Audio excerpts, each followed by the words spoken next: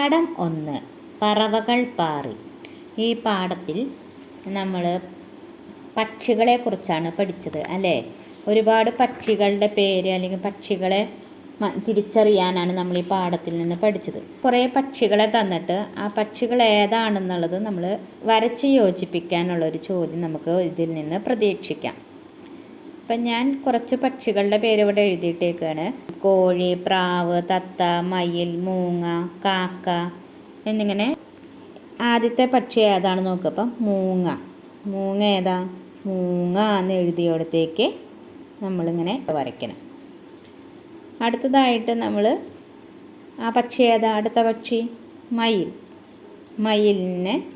മയിലിൻ്റെ ചിത്രത്തിൽ നിന്ന് മയിൽ എന്ന് എഴുതിയിടത്തേക്ക് നമ്മൾ ഇതേപോലെ വരയ്ക്കണം. അടുത്ത പക്ഷി കോഴി എന്ന് എഴുതിയിടത്തേക്ക് നമ്മൾ ഇതേപോലെ വരയ്ക്കണം. പിന്നെയോ അടുത്ത പക്ഷി ഏതാണ്? തത്ത അല്ലേ? തത്ത എന്ന് എഴുതിയിടത്തേക്ക് ഇതേപോലെ നമ്മൾ തത്തയുടെ ചിത്രത്തിൽ നിന്ന് വരയ്ക്കണം, വരച്ച് യോജിപ്പിക്കണം. പിന്നത്തെ പക്ഷി ഏതാ? പ്രാവ്. അപ്പം പ്രാവ് എന്ന്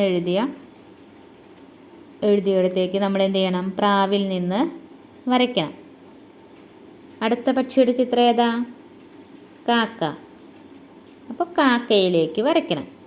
അപ്പോൾ കുട്ടികൾ എന്ത് ചെയ്യണം? ഈ ചിത്രങ്ങൾ കണ്ട് ഏതാണ് പക്ഷി എന്ന് നമുക്ക് തിരിച്ചറിയണം. പക്ഷികളെ കാണുമ്പോൾ ഏതൊക്കെ പക്ഷിയാണെന്നുള്ളത് ഒരു തിരിച്ചറിവ് ഉണ്ടാവണം. പിന്നെ അത് വായിക്കാനും കൂടി നിങ്ങൾക്ക് കഴിയണം. പക്ഷികളുടെ പേര് വായിക്കാൻ, ഏകദേശം ആ പക്ഷികളെ മനസ്സിലാക്കാനും പേര് വായിക്കാനും അറിയണം. അപ്പം ഇങ്ങനെ വരച്ച് യോജിപ്പിക്കാൻ, പക്ഷികളുടെ ചിത്രങ്ങൾ കണ്ട് അത് വരച്ച് യോജിപ്പിക്കാനുള്ളൊരു ചോദ്യം നമുക്ക് ഇതിൽ നിന്ന് പ്രതീക്ഷിക്കാം.